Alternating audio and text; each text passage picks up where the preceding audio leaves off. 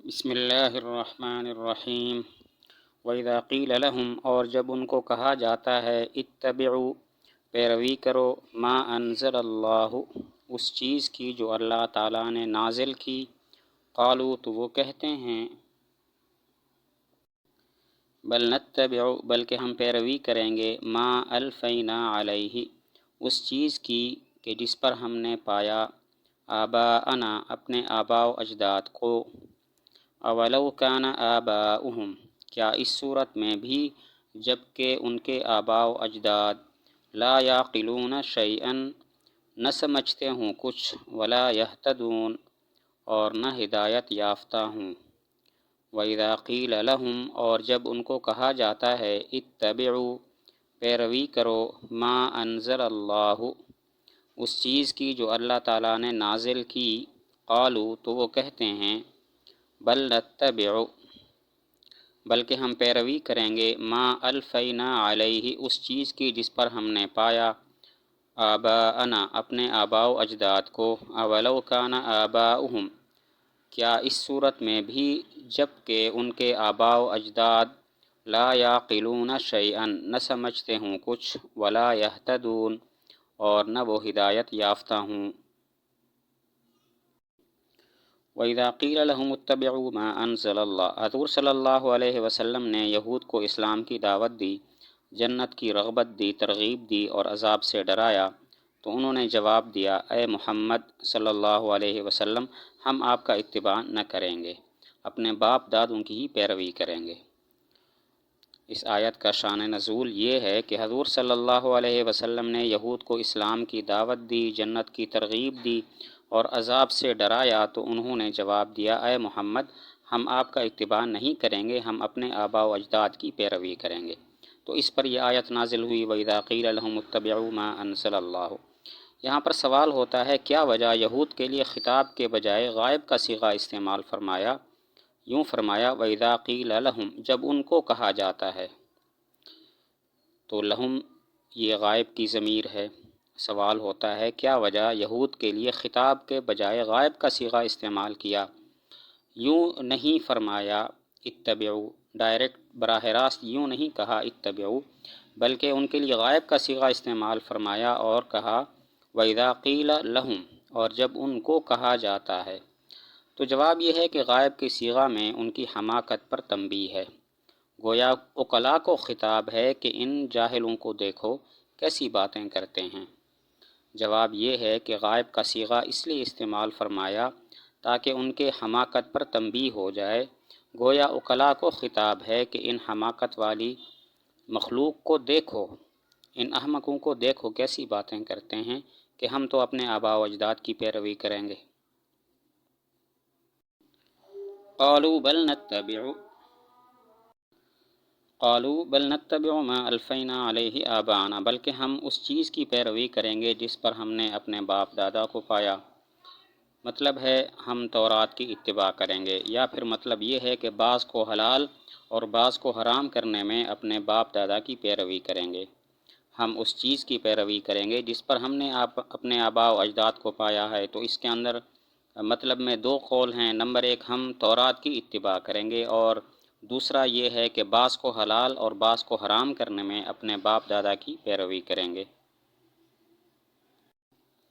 اولو کان آباؤہم لا یعقلون شیئا ولا یہتدون، یہاں پر واو تعجب کے لیے ہے، اور اس پر جو حمزہ استفہام داخل ہے یہ توبیخ یعنی ڈانٹنے کے لیے ہے۔ مطلب یہ ہے، کیا یہ پھر بھی اپنے باپ دادا کی پیروی کریں گے اگرچہ ان کے باپ دادا کچھ نہ سمجھتے ہوں اور نہ وہ سیدھی راہ پر ہوں۔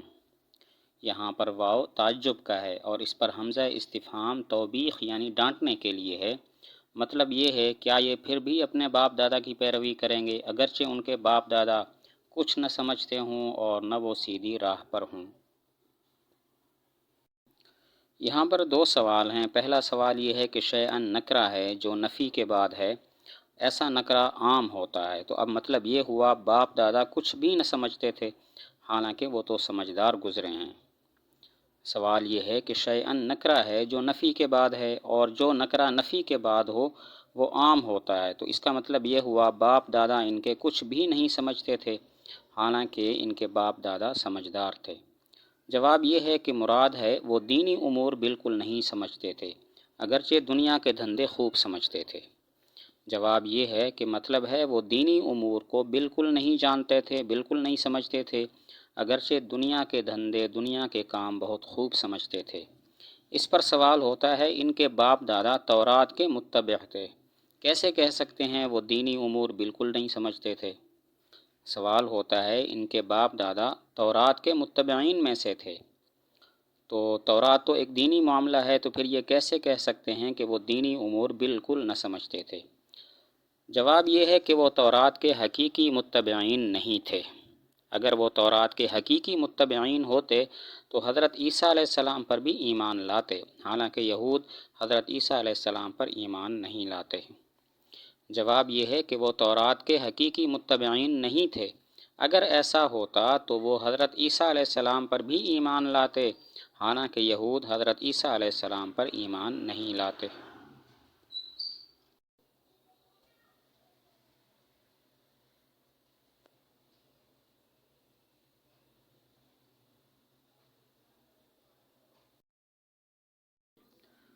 وَمَثَلُ الَّذِينَ كَفَرُوا، اور ان لوگوں کی مثال جنہوں نے کفر کیا، كَمَثَلِ الَّذِي، اس شخص کی طرح ہے، يَنْعِقُ، جو زور سے بلائے، بِمَا لَا يَسْمَعُ، ان جانوروں کو جو نہیں سنتے، إِلَّا دُعَاءً وَنِدَاءً، مگر بانگ کو اور پکار کو، سُمٌّ، بہرے ہیں، بُکْمٌ، گونگے ہیں، عُمْیٌ، اندھے ہیں، فَهُمْ لَا يَعْقِلُونَ، پس وہ نہیں سمجھیں گے۔ وَمَثَلُ الَّذِينَ كَفَرُوا، اور ان لوگوں کی مثال جنہوں نے کفر کیا، كَمَثَلِ الَّذِي، اس شخص کی طرح ہے، يَنْعِقُ، جو زور سے بلائے، بِمَا لَا يَسْمَعُ، ان جانوروں کو جو نہیں سنتے، إِلَّا دُعَاءً وَنِدَاءً، مگر بانگ کو اور پکار کو، سُمٌّ، بہرے ہیں، بُکْمٌ، گونگے ہیں، عُمْیٌ، اندھے ہیں، فَهُمْ لَا يَعْقِلُونَ، پس وہ نہیں سمجھیں گے۔ وَمَثَلُ الَّذِينَ كَفَرُوا كَمَثَلِ الَّذِي يَنْعِقُ بِمَا لَا يَسْمَعُ إِلَّا دُعَاءً وَنِدَاءً، يَنْعِقُ نعقن سے ہے بمعنی جانوروں کو ہانکنے کے لیے مسلسل آواز دینا۔ دعا اور ندا، ان میں کوئی فرق ہے یا ایک ہی چیز ہیں؟ تو بعض کہتے ہیں یہ ایک ہی چیز ہیں، یعنی پکارنا، لیکن بعض فرق کرتے ہیں، چنانچہ دو فرق ذکر کیے جاتے ہیں۔ پہلا فرق یہ کہ دعا وہ آواز ہوتی ہے جو سنائی دے، جبکہ ندا کبھی سنائی دیتی ہے اور کبھی نہیں۔ دوسرا فرق یہ ہے کہ دعا قریب کے لیے اور ندا بعید کے لیے ہوتی ہے۔ دعا اس کے لیے ہوتی ہے جو قریب ہو، اور ندا دور کے لیے، دور والے کے لیے ہوتی ہے۔ ینعق نعقن سے ہے بمعنی جانوروں کو ہانکنے کے لیے مسلسل آواز دینا۔ دعا اور ندا میں کوئی فرق ہے یا ایک چیز ہیں؟ تو بعض کے نزدیک یہ ایک چیز ہیں، یعنی ان کا معنی ہے پکارنا، اور لیکن بعض کہتے ہیں فرق ہے۔ چنانچہ دو فرق ذکر کیے جاتے ہیں۔ نمبر ایک، دعا وہ آواز ہوتی ہے جو سنائی دے، جبکہ ندا کبھی سنائی دیتی ہے اور کبھی نہیں۔ دوسرا فرق یہ ہے کہ دعا قریب کے لیے ہوتی ہے اور ندا بعید کے لیے ہوتی ہے۔ باقی یہ آیت کن کے بارے میں ہے؟ تو مفسرین کے دو قول ہیں۔ پہلا قول یہ ہے، یہ آیت بت پرستوں کے بارے میں ہے، مطلب ہے بت پرستوں کا بتوں کو پکارنا اور حاجت طلب کرنا ایسے ہے جیسے کوئی جانوروں کو پکارے۔ جانور صرف ہاں کو پکار سن سکتے ہیں اور کچھ نہیں سمجھ سکتے، اسی طرح یہ بت بھی کچھ بھی ان کو سمجھ میں نہیں آتا، کچھ بھی نہیں سمجھتے۔ یہ آیت کن لوگوں کے بارے میں ہے؟ اس میں مفسرین کے دو قول ہیں۔ پہلا قول یہ ہے کہ یہ آیت بت پرستوں کے بارے میں ہے، مطلب ہے بت پرستوں کا بتوں کو پکارنا اور حاجت طلب کرنا ایسے ہے جیسے کوئی جانوروں کو پکارے۔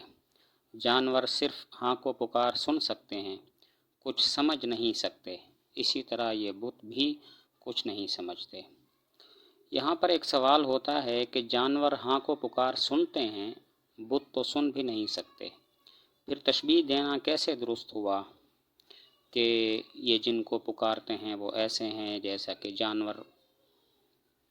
سوال یہ ہے کہ جانور تو ہاں کو پکار سنتے ہیں، لیکن بت سن بھی نہیں سکتے، تو پھر بتوں کو جانوروں کے ساتھ تشبیہ دینا کیسے درست ہوا؟ جواب یہ ہے کہ یہ تشبیہ پکار کے فضول اور بے فائدہ ہونے میں ہے۔ مطلب یہ ہے، جس طرح جانوروں کو پکارنا بے سود ہے، اسی طرح بتوں کو پکارنے کا بھی کوئی فائدہ نہیں ہے۔ جواب یہ ہے، یہ تشبیہ پکار کے فضول اور بے فائدہ ہونے میں ہے، یعنی جس طرح جانوروں کو پکارنا بے سود ہے، فضول ہے، اسی طرح بتوں کو پکارنے کا بھی کوئی فائدہ نہیں ہے۔ تو ایک قول تو یہ ہوا کہ یہ آیت بت پرستوں کے بارے میں ہے۔ دوسرا قول یہ ہے کہ یہ آیت یہود کے بارے میں ہے۔ اس صورت میں کچھ حذف ہوگا، اصل کلام ہوگا مثل داعی الذین کفروا کمثل الذی، مطلب یہ ہے کفار کو دعوت دینے والے کی مثال ایسے ہے جیسے جانوروں کو آواز دینے والا۔ جس طرح جانور سوائے ہاں کو پکار کے کچھ نہیں سنتے اور نہیں سمجھتے، اسی طرح کفار بھی کچھ نہیں سمجھتے۔ دوسرا قول یہ ہے کہ یہ آیت یہود کے بارے میں ہے۔ اس صورت میں کچھ حذف ہوگا، اصل کلام ہوگا مثل داعی الذین کفروا کمثل الذی الی آخرہ، یعنی کفار کو دعوت دینے والے کی مثال ایسے ہے جیسے جانوروں کو آواز دینے والا۔ جس طرح جانور سوائے ہاں کو پکار کے کچھ نہیں سنتے، نہیں سمجھتے، اسی طرح کفار بھی کچھ نہیں سمجھتے۔ سمن بکمن عمیٌ، یہ بہرے، گونگے اور اندھے ہیں۔ مطلب یہ ہے، یہ آیات کو غور سے نہیں سنتے، اسی لیے بہرے ہیں۔ کلمات خیر ان کی زبان سے نہیں نکلتے، اسی لیے گونگے ہیں۔ ہدایت کو نہیں دیکھتے، اسی لیے اندھے ہیں۔ سمن بکمن عمیٌ، بہرے ہیں، گونگے ہیں اور اندھے ہیں، یعنی آیات کو غور سے نہیں سنتے، اس لیے بہرے ہیں۔ کلمات خیر ان کی زبان سے نہیں نکلتے، اسی لیے گونگے ہیں، اور ہدایت کو نہیں دیکھتے، اسی لیے اندھے ہیں۔ فہم لا یعقلون، پس وہ نہیں سمجھتے۔ عقل دو قسم پر ہے، عقل اکتسابی اور عقل فطری۔ عقل فطری انہیں حاصل تھی۔ یہاں پر جو نفی ہے کہ ان میں عقل نہیں، یہ عقل اکتسابی کی نفی ہے۔ مطلب ہے ان کی فکر و نظر میں خلل ہے، اس لیے وہ دین کی بات کو نہیں سمجھتے۔ فہم لا یعقلون، بس وہ نہیں سمجھتے۔ عقل دو قسم پر ہے، عقل اکتسابی کسب سے جو حاصل ہو، اور عقل فطری جو فطری عقل ہوتی ہے، پیدائشی عقل ہوتی ہے۔ عقل فطری انہیں حاصل تھی۔ یہاں پر جو نفی کی گئی عقل کی کہ فہم لا یعقلون، یہاں پر نفی عقل اکتسابی کی ہے، یعنی ان کی فکر و نظر میں خلل ہے، اسی لیے وہ دین کی بات کو نہیں سمجھتے۔